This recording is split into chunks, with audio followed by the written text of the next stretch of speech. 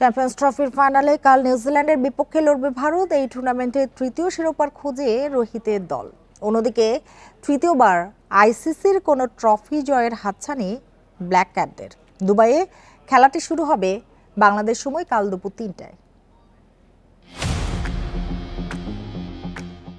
আয়োজক পাকিস্তান, অথচ চ্যাম্পিয়ন্স ট্রফির ফাইনালের ভেন্যু দুবাই। হাইব্রিড মডেলের মাহাত্ম্য এখানেই। মরুর শহরে দুইবারের চ্যাম্পিয়ন ভারতের প্রতিপক্ষ একবারের চ্যাম্পিয়ন নিউজিল্যান্ড। একই ভেন্যুতে শুরু থেকে শেষ পর্যন্ত খেলার বাড়তি সুবিধা টিম ইন্ডিয়ার। দুবাইয়ে টানা ৪ জয়ে ফাইনালে এসেছে রোহিতের দল, যার একবার নিউজিল্যান্ডকেও হারিয়েছে তারা। দুবাইয়ের ট্রিকি উইকেটে ৪ স্পিনারের বিলাসিতা ভারতকে শতভাগ জয়ের রেকর্ডে রেখেছে।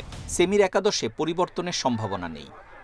রোহিত কোহলির অভিজ্ঞতার সঙ্গে গিল, শ্রেয়াস, রাহুলদের নিয়ে শক্ত ব্যাটিং অর্ডার। তবে মূল আস্থা কুলদীপ, বরুণ, জাদেজার সঙ্গে অক্ষর প্যাটেলের স্পিন।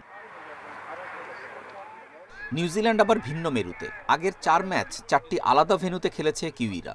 আসরের সবচেয়ে বড় স্কোর ৩৬২ তাদের দখলে, তাও কিনা আবার সেমিফাইনালে। যদিও লাহোরের সেই উইকেট থেকে দুবাইয়ের ২২ গজ হবে পুরো ভিন্ন। সেন্টনার, ব্রেসওয়েলের সঙ্গে রবীন্দ্র আর ফিলিপস মিলে নিউজিল্যান্ডের স্পিন অ্যাটাকও মন্দ নয়। হেড টু হেডে ভারত কিছুটা এগিয়ে।